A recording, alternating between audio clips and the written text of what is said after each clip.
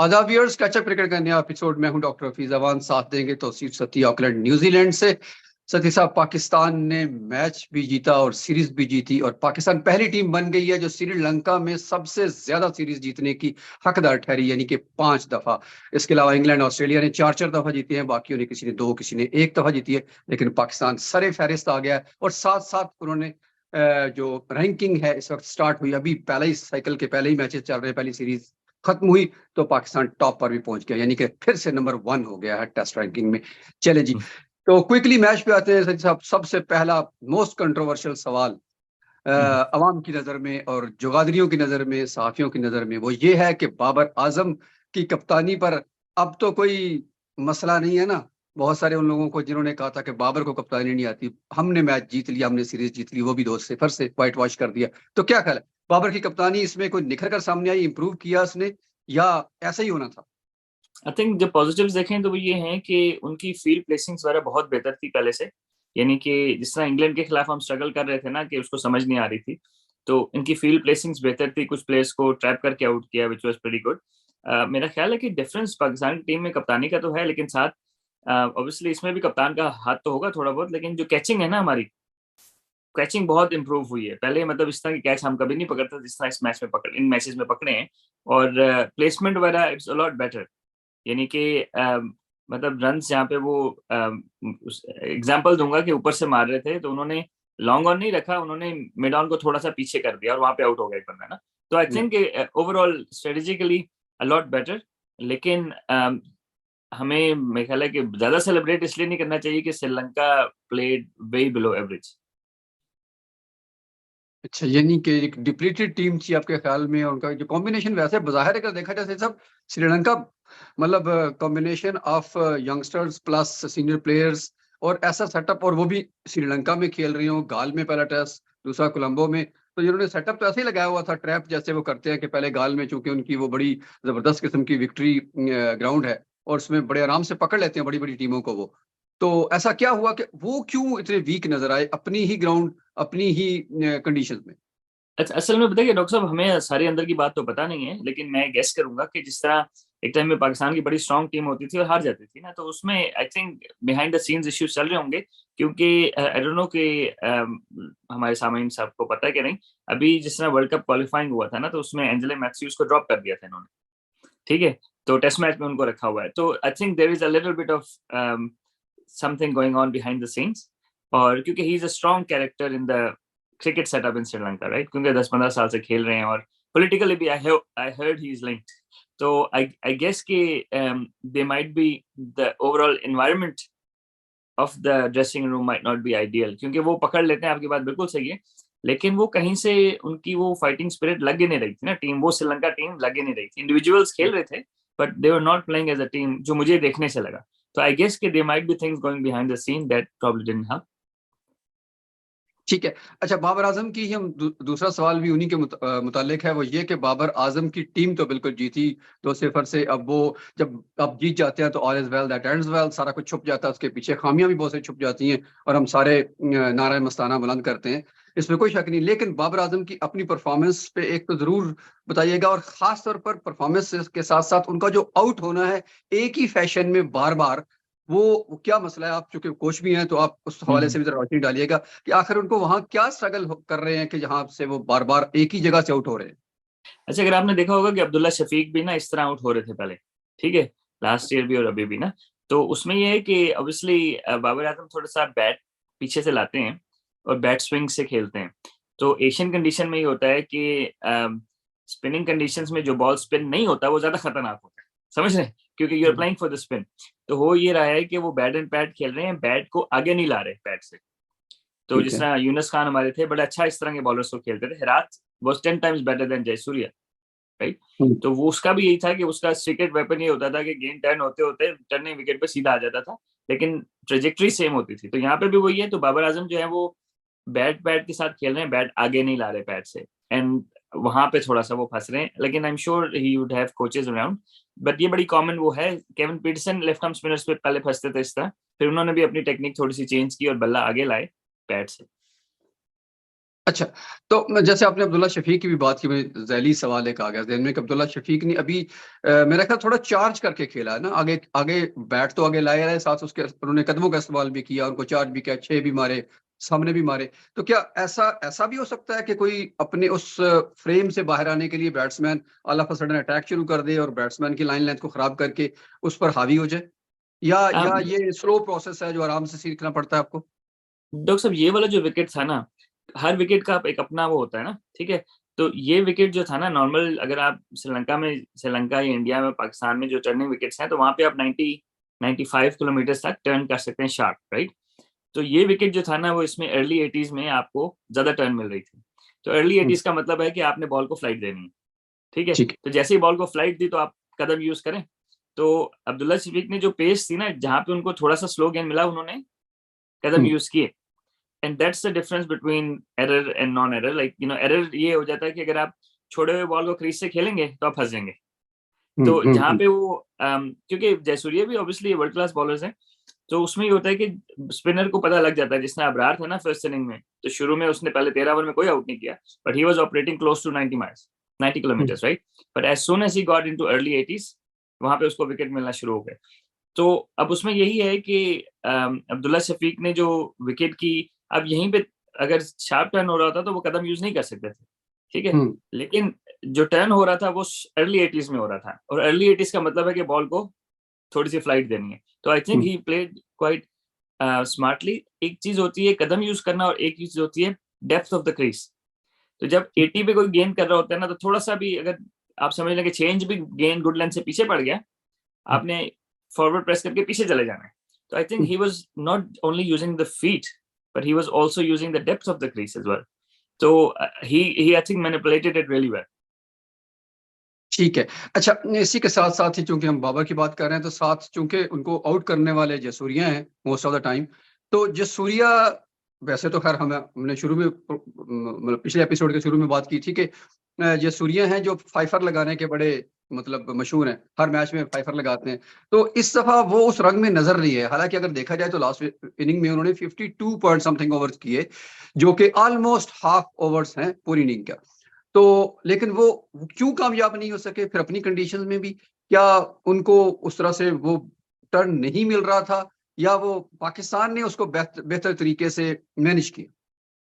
I think combination of a few things. एक तो उनके साइड पे, दूसरी साइड पे अच्छा बॉलर कोई पार्टनरशिप में नहीं था, ठीक है? ठीक है। पहले ये होता रहा है कि एक दूसरी साइड पे एक अच्छा बॉलर कर रहा है तो फिर ये अपनी लाइन बना लेते हैं। सेकेंडली ये कि ये ट्रैक्स जो थे वो उतने टर्निंग नहीं थे जितने हुँ, पहले मिलते रहे, ठीक है? तो उसका मतलब ये है कि he has to operate at a slower pace, और ठीक स्लो है। पेस में जो है वो हमारे पाकिस्तानी बैट्समैनों ने क्रीज बहुत अच्छी यूज की है, और हमारे बैट्समैन मेरे ख्याल है इसके साथ पांचवा छठा मैच तो खेल रहे हैं, so they hmm, get used to it as well, right? So I think combination of a few things, especially जहाँ पे स्लो पेस पे टर्न करना है और अगली टीम कदम यूज कर रही है और क्रीज यूज कर रही है, आगे पीछे जा रही है, तो आई थिंक पाकिस्तान की स्ट्रेटेजी वाज रियली गुड। और फर्स्ट थिंग ये कि पाकिस्तान ने उसको अच्छा खेला क्योंकि पाकिस्तान प्लानिंग के साथ आया था कि क्रीज यूज करनी है और नहीं करनी जब भी है। सेकेंडली ये कि विकेट वाजंट दैट सपोर्टिव, तो he has to operate at a slower pace, ठीक हुँ, है? और thirdly, I think he did not have a good partner at the other end. Partnership में होती है ना बॉलिंग, तो आई थिंक उसको हुँ। वो नहीं मिला। ठीक है। अच्छा, इसी के बरअक्स हम बात कर लेते हैं साथ ही, क्योंकि हम मैच को वो इनिंग्स पर नहीं जाएँगे क्योंकि सबको रिज़ल्ट का पता है क्या हुआ, कैसे हुआ, तो किसने 200 किया, किसने दूसरे ने 200 किया, वो एक क्वाइट ऑब्वियस चीज़ें हैं। तो हम जी, थोड़ी जी। इन डेप्थ बातें करेंगे। जैसे आपने जसूरिया की बात की, व उसी ट्रैक पर जब नुमान अली गेंद करने आए, तो नुमान अली के बारे में 2 सवाल हैं मेरे पास। पहला ये कर दें कि नुमान अली के पास क्या एक्स्ट्रा था जो उनको जिसने अलग किया उनको जयसूर्या से? एक बात, पहला ये सवाल आप कर दें फिर मैं दूसरे पे आता हूँ, कि नुमान अली अच्छा, क्यों कामयाब रहे as compared to Jayasuriya? To be honest, Numan Ali का जो था ना, सेकंड सेकंड इनिंग में उन्होंने 6 बॉल किए, फर्स्ट में तो 3 ओवर किए थे। नुमान अली का पहला विकेट बहुत आला था, मिडल लेग पिच हुआ और ऑफ स्टंप हो गया, ठीक है? 7 में से मेरा ख्याल है 5 अनफोर्स्ड एरर्स थे। तो ठीक है, तो व्हिच मतलब is Numan Ali which you का कैन। इतना कमाल नहीं था उसमें। नहीं, कमाल उनका ये था कि वो एक ही जगह गिरा रहे थे, लेकिन I hmm, think there are a lot of unforced errors, right? Hmm, और मतलब it's more poor batting by Sri Lanka than good bowling by Noman Ali, ठीक है, समझ रहे हैं? और ठीक है। दूसरी साइड से ये था कि नसीम शाह ने बहुत प्रेशर डाला हुआ था। यस। ठीक है, तो वो फिर उसको रिलीव करने के लिए ना लोग इसको हिटिंग कर रहे थे। तो अगर आप देखें तो मेरा ख्याल है स्पिनर्स को जो उन्होंने रन्स किए हैं ऑलमोस्ट 80% तो बाउंड्रीज पे ही निकल के सीधा मार रहे हैं वो। मतलब आई वुड से कि Numan Ali bowled well, but he didn't bowl as well as 7 wickets in innings मेरे हिसाब से। ठीक हो गया। अच्छा, इसी ज़िमन में एक और सवाल है नुमान अली से रिलेटेड, और साथ ही आप उसको अबरार को भी ले लीजिएगा कि उन दोनों के बड़े इंटरेस्टिंग स्टैट्स हैं पहली इनिंग और दूसरी इनिंग के। मैं आपको बताऊं कि तो नुमान अली जब पहली इनिंग में बॉल करते हैं तो उनके जो स्टैट्स है ना, वो उन्होंने 27 विकेटें हासिल कर रखी हैं, सॉरी 20 विकेटें हासिल कर रखी है 47 की एवरेज से, और दूसरी में उन्होंने 27 विकेटें हासिल कर रखी है सिर्फ 23 की एवरेज से, यानी कि हाफ से भी ज्यादा का डिफरेंस है।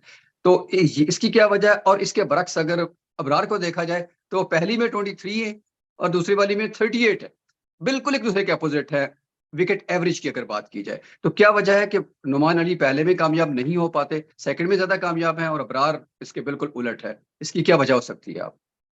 अच्छा, अब उसमें डॉक्टर साहब अबरार जो हैं वो obviously front of the hand ball करते हैं और थोड़ी सी पेस विकेट में हो तो उनको सूट करती है। मेरा ख्याल है कि ऑस्ट्रेलिया में वो सक्सेसफुल होंगे इसी वजह से कि उनको पेस एंड बाउंस मिलेगा, अनलेस कि ऑस्ट्रेलिया की कोई और स्ट्रेटजी हो उनके अगेंस्ट। तो अगर हम फर्स्ट इनिंग की बात करें तो फर्स्ट इनिंग में अगर विकेट की पेस है तो फर्स्ट इनिंग में ज्यादा होती है, और फिर मतलब क्योंकि अगर फर्स्ट इनिंग या सेकंड इनिंग में आप मैच की कर रहे हैं और फिर या थर्ड और फोर्थ की बात कर रहे हैं ना, इसी तरह बात कर रहे हैं, ठीक है, या तो पाकिस्तान पहले बैटिंग कर रहा होगा या सेकंड कर रहा होगा, तो जी अदर वे। बिल्कुल। तो फर्स्ट इनिंग में ये है कि पेस निस्बतन बेहतर होती है। सेकंड इनिंग में यानी कि अगर आप मैच की थर्ड और फोर्थ इनिंग की बात करें तो पेस स्लो हो जाती है। तो नुमान अली जो हैं वो ज्यादा एक्सपीरियंस्ड हैं और नुमान अली ड्रिफ्ट करते हैं बॉल को।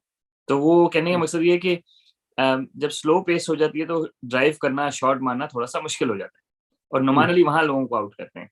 वैसे अबरार जो है वो अपनी मिस्ट्री से लोगों को आउट करते हैं। तो मिस्ट्री ये है कि अगर आप गेंद शार्प टर्न हो रहा होगा तो मिस्ट्री होगी, स्लो टर्न हो रहा होगा तो people can play you of the pitch.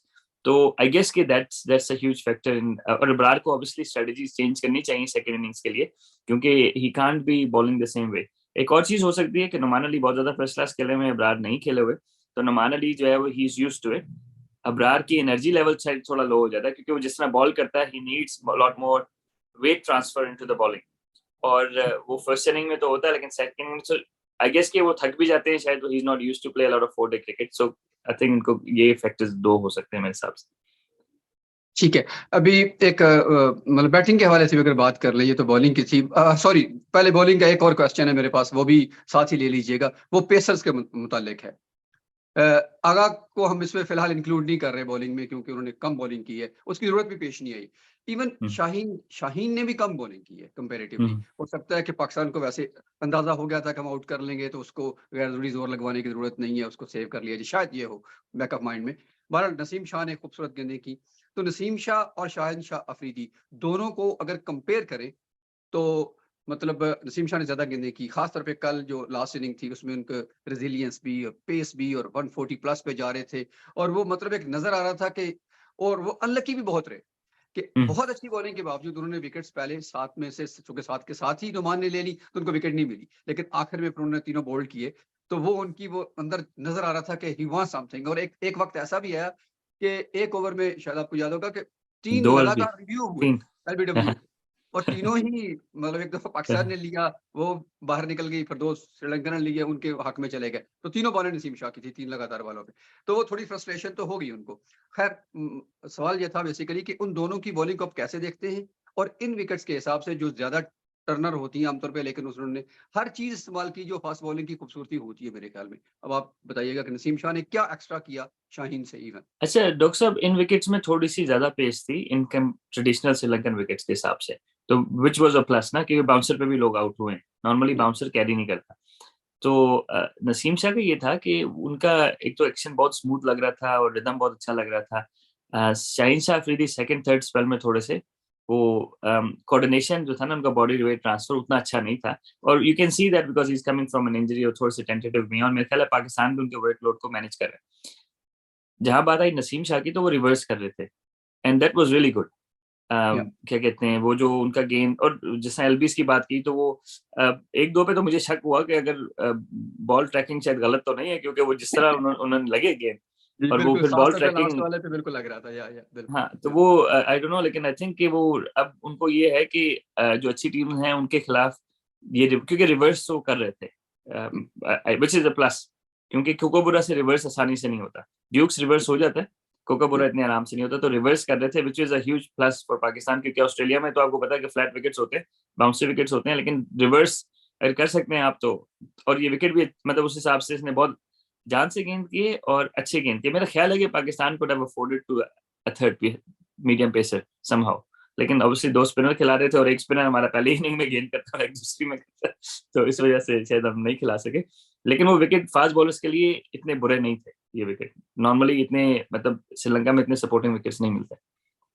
ठीक हो गया। चलिए अब बैटिंग पे आ जाते हैं, तो बैटिंग में ज़ाहिर है ये सबसे अच्छी बात यह है कि पाकिस्तान पहले जो मैचेस जीता जीता करता था, वो इंडिविजुअल परफॉर्मेंसेस पर ज़्यादा डिपेंड करते थे हम लोग। कभी वसीम ने, कभी वकार ने, कभी शोएब ने, कभी किसी ने 5 लगा दिए, 6 लगा दिए, इंजमाम ने बैटिंग कर दी, यूसुफ ने बैटिंग की, यूनुस ने। तो इंडिविजुअल्स पे हम ज़्यादा रिलाय करते थे। अब के बार ये बहुत अच्छी बात है कि पाकिस्तान के हर बंदे ने हिस्सा डाला, और इवन हिस्सा नहीं बल्कि 2-2 100 का हिस्सा डाला। तो सऊद शकील का रिकॉर्ड तो अब सबके सामने आ गया, उस पे बहुत सारी बात हो रही है कि मतलब क्रिकेट हिस्ट्री में पहला बैट्समैन जिसने कम से कम 50 रन जरूर किए हैं अपनी पहले 7 मैचों में। तो नो डाउट के इनक्रेडिबल है वो। फिर उसके बाद अब्दुल्ला शफीक वापस आए, जो काफी सारे रस्टी हुए थे, उस पर कुछ तनकीद भी हो रही थी, वो भी उन्होंने भी 200 किया, 2 बड़ी परफॉर्मेंसेस। फिर उससे बड़ी आगा की इंक्लूजन, जिन्होंने पहली इनिंग, दूसरी इनिंग, पहले मैच, दूसरे मैच, हर जगह पे अपना हिस्सा डाला, खासतौर पर बैटिंग में। और बहुत ही पॉजिटिव इंटेंट के साथ, उन पर कोई प्रेशर नहीं था कि छठा मैच है, मेरा 7वां मैच है और मुझे अपने आप को प्रूव करना है। ऐसी किसी शैल में वो नहीं गए, वो खुलकर अपनी इनिंग खेलते रहे। और इसके अलावा बाकी सशार मसूद पे मैं अलग से बात करूंगा। पहले ये जिन जिन जिन लोगों का मैंने जिक्र किया, इन पे बात कर लें, फिर मैं आपके सशार मसूद का एक सवाल करूंगा। हाँ, देखें, मेरा ख्याल है कि जो एक चीज अच्छी है, जहाँ यहाँ पे कप्तानी को क्रेडिट जाना चाहिए कि उन्होंने प्लेयर्स को इनसिक्योर नहीं होने दिया। ठीक है, रिजवान ड्रॉप थे, लेकिन Rizwan look like part of the team. Hasan Ali drop थे, लेकिन he look like part of the team, right. तो सिमिलरली इन प्लेयर्स को काफी कॉन्फिडेंस दिया गया है, जिस तरह शान मसूद को इतनी चांसेस दिए, इस तरह अब्दुल्ला शफीक स्टार्ट अच्छा लिया, फिर दरमियान में फेल हुए और अब दोबारा। तो आई गेस कि it goes down to the team management and the captain की, जो प्लेयर्स को कॉन्फिडेंस दे रहे हैं। और जिस तरह आगा, क्योंकि to be honest personally I wasn't big fan of Agha, क्योंकि जहाँ जिस नंबर पे वो खेल रहे थे, मेरा ख्याल था जिस तरह डेब्यू किया, तो मेरा ख्याल था उनकी जगह साउथ शकील को आना चाहिए था, इवन उस्मान सलाउद्दीन को आना चाहिए। सही है। तो I think he is done exceptionally well, specially जो पॉजिटिव क्रिकेट उन्होंने खेली है, स्पिनर्स को, फास्ट बॉलर्स को, सबको अच्छा खेलते हैं, लेकिन जो इंटेंट था ना उनका, वो बड़ा वो कहीं से लग नहीं रहा था कि उनके शुरू के टेस्ट मैचेस हैं, and that's probably credit goes to the captain and the management कि उन्होंने उसको, क्योंकि देखें अच्छे से अच्छा प्लेयर हो, अगर वो शेल में चला जाए तो वो फिर वो प्लेयर नहीं रहता ना। तो उस सेंस में मेरा ख्याल है कि वो पाकिस्तान के लिए बड़ा अच्छा एडिशन है। छठे सातवें पे आपको एक बैट्समैन अच्छा चाहिए जो अटैकिंग क्रिकेट खेल सके विदाउट बीइंग स्टूपिड। तो I think he is done exceptionally well. जहाँ पे बात आ गई सऊद शकील की, तो उस पर आप क्या बात करें माशाल्लाह, क्या कहते हैं, उनको असल में बड़े अरसे बाद चांस मिला है, तो वो he just doesn't want to give it away. थोड़ा सा एक्स्ट्रा स्लो खेल रहे हैं बाज़ जहाँ पे जरूरत नहीं है, लेकिन I can see where is coming from, क्योंकि ऑब्वियसली उनको इतनी मुश्किल से क्रिकेट मिली है, तो I think he is not gonna give it away. बाकी अगर बात रह गई क्या कहते हैं मिडिल ऑर्डर में, तो और हमारे पास ऑब्वियसली शान मसूद रह जाते हैं, लेकिन ऊपर इमामुल हक भी ठीक खेल रहे हैं, फील्डिंग बहुत अच्छी कर रहे हैं इमामुल हक, क्लोज कैचिंग वाला उन्होंने बड़े अच्छे कैच लिए। Abdullah Shafique as we know, तो आई थिंक ओवरऑल अब हमारा बैटिंग ऑर्डर टेस्ट में सेट होता हुआ नजर आ रहा है। अच्छा, ठीक है। अब शान मसूद की आपने बात की कि उन्होंने कैचेस बड़े अच्छे पकड़े, उन्होंने रन आउट बहुत अच्छे किए 2, जी जी बल्कि दूसरा रन आउट जो अबरार उस रन आउट को डिस्टर्ब करने लगा था, रास्ते दरमियान में से बाल पकड़ने लगा था, तो उन्होंने उसको आवाज दी कि मत पकड़ो, जा रहा है बाल, जाने दो। और वो बात सीधा विकेट को लग गया। तो वहाँ नो डाउट के उन्होंने बहुत अच्छा जी। काम। असल असल उनका डिपार्टमेंट है बैटिंग। तो बैटिंग हम्म, में वो खेल तो अच्छा रहे हैं, बड़ी पॉजिटिव इंटेंट के साथ खेल रहे हैं, बल्कि शायद इंग्लैंड वाला असर उन पर अभी बाकी है कि कौटी हम्म, खेलते हैं, आते चला के खेलते हैं, तेज रन करते हैं, थोड़ा सा अब इसको हम ना बेसबॉल को पॉजिटिव अप्रोच कह लेते हैं। लोगों को बेसबॉल का लफ्ज अच्छा नहीं लगता, तो हम हम्म, पॉजिटिव अप्रोच कह लेते हैं। उस अप्रोच को जो शान ने दिखाई, वो टीम के साथ चली आगे तक, हम्म, उसमें तो कोई शक नहीं। He is very positive, but the thing is कि उनको कहीं जल्दी नजर आती है कि वो जल्दी रन 50 30 35 40 करते हैं हरी में, और हरी में ही विकेट देके चले जाते हैं। तो व्हाट ही शुड डू कि वो ऐसा ना करें और लंबी इनिंग खासतौर पे वो वन डाउन पोजीशन पर खेल रहे हैं, जहां पे जो मोस्ट इंपॉर्टेंट है, जो रीढ़ की हड्डी होती है किसी बैटिंग की, तो अच्छा वहीं से देखें वो डॉक्टर साहब, उसमें जो है ना पॉजिटिव क्रिकेट एक चीज है और एक बॉलर को रिस्पेक्ट देना दूसरी चीज है मेरे ख्याल में। अगेन मैंने जितना देखा ना मैच, तो Shan Masood was seeing the ball better than anyone else, even Abdullah Shafique, Babar Azam, इनका जो था ना वो आगे पीछे जाना सबसे बेहतर था, विच मीन्स कि he is seeing the ball early enough, right. अब प्रॉब्लम ये है कि इनिंग बिल्ड जो है करने हैं उसके लिए आपको सर्टेन शॉट्स को कट डाउन करना है, सर्टेन शॉट्स को खेलना है। ऑल्दो आपने बिग गेंद पिक कर ली पीछे आगे, तो he is actually seeing the ball better than anyone else. Problem कहाँ आ रहा है, थोड़ा सा प्री मेडिटेट कर रहे हैं वो, हालांकि वो ऑलरेडी बॉल को जल्दी पिक कर रहे हैं। और मेरा ख्याल है पाकिस्तान उनको इस विकेट्स पे किसी को भी खिलाते हैं ना पाकिस्तान से फर्स्ट क्लास प्लेयर्स को भी, तो उन्होंने रन करने थे, ठीक है। लेकिन मेरा ख्याल है शान मसूद को इसलिए स्ट्रेच करा रहे हैं कि ऑस्ट्रेलिया जो फास्ट बाउंसी ट्रैक्स हैं, and Shan Masood is really good both on front foot and back foot, तो उसके लिए स्ट्रेच करा रहे हैं। अदरवाइज यहाँ पे किसी भी बैट्समैन को पाकिस्तान के फर्स्ट क्लास से उठा के खिला दें जिसने एक दो चार सौ किए हो इस साल, वो रन करेगा। तो उनको रन बड़े करने चाहिए, आई एग्री विद इट। एक होती है चीज क्या कहते हैं, आप पॉजिटिव खेलते हैं, ठीक है, विच इज फाइन, लेकिन आप इनोवेट करने लग जाते हैं टेस्ट क्रिकेट में। I don't think he is at that stage, he is not Babar Azam, he is not Joe Roots yet, right. या तो आपने हर मैच में 100 कर रहे हो ना तो इट्स फाइन, राइट। तो I think he needs to convert those starts to big runs, क्योंकि ऑस्ट्रेलिया में इस तरह की बॉलिंग नहीं मिलेगी जो श्रीलंका में मिल रही है, ठीक है। वो लोग they don't give you an inch. तो कहने का मेरा मकसद ये है कि he needs to learn to score big, and that's where sort of unfortunately he hasn't, but to be honest he looked apart, उसको बॉल बेहतर नजर आ रहा है बाकियों के निस्बत मेरे ख्याल में। ठीक है, नहीं तो फिर पीछे हुरैरा और उमर बिन यूसुफ वेट कर रहे हैं लाइन में। बिल्कुल ये उसको बिल्कुल समझने की जरूरत है, मेरे ख्याल शान को काफी चांस मिल रहे हैं उसको, और बार बार मिल रहे हैं, तो उसको बिल्कुल। मुझे कैपिटलाइज करना चाहिए। जी सर, सब कुछ और ऐड करना चाहेंगे तो जरूर कीजिएगा। मेरी तरफ से हाँ आज का नहीं एपिसोड बिल्कुल, क्लोज करते हैं। जी जी। हाँ बिल्कुल। आई थिंक ओवरऑल अगर हम पाकिस्तानी उसको फैंस के लिए अगर हम थोड़ा सा ऐड करते हैं उसमें ये कि this is obviously good win for Pakistan, start of the next cycle of test championship. लेकिन क्या कहते हैं, हमें ज्यादा सेलिब्रेट नहीं करना चाहिए। I think Sri Lanka played way below their potential and they must be going on something over there, क्योंकि अगर हमने 20 विकेट लिए हैं तो 20 में से 14-15 अनफोर्स्ड एरर्स थे, समझ रहे हैं, तो which means there's something wrong there. यानी कि बेसिकली श्रीलंका हारने आया था, वो खेलने ही नहीं आया था। वो इंटेंट उनकी नजर आ रही थी, जिस तरह उन्होंने थ्रो विकेट्स की, खासतौर पर सीनियर प्लेयर्स ने भी जिस तरह की, अच्छा खेलने के स्टार्ट लेने के बाद भी थ्रो कर दिए विकेट्स, तो उससे लग रहा था कि वो बस टाइम गुजारने आए हैं, खेलने नहीं आए। तो 5 दिन उन पे काफी भारी गुजरे, 5 से 5 प्लस 10 दिन बल्कि कह लें, तो श्रीलंका पर ये काफी भारी थे। होपफुली कि श्रीलंका भी वापस आएगी, क्योंकि आगे उनका भी Asia cup plus world cup का स्केड्यूल है, फिर इसी तरह साइकिल चल रहा है जो टेस्ट क्रिकेट का भी। तो हम उम्मीद करते हैं कि अच्छे कंपटीशन के लिए श्रीलंका भी बेहतर तरह से वापस आएगा, और पाकिस्तान ने जो अच्छा स्टार्ट किया है सो कैरी ऑन रखेगा। इसका रियल टेस्ट होगा आगे चल के, जब हम ऑस्ट्रेलिया जाएंगे, कि वहां हम क्या इसी चीज को बरकरार रख पाते हैं या नहीं। उम्मीद तो यही करते हैं कि पाकिस्तान इस मोमेंटम को बरकरार रखे। हाजिर होते हैं बहुत ही जल्द नए एपिसोड में, तब तक के लिए अल्लाह हाफिज। अल्लाह हाफिज।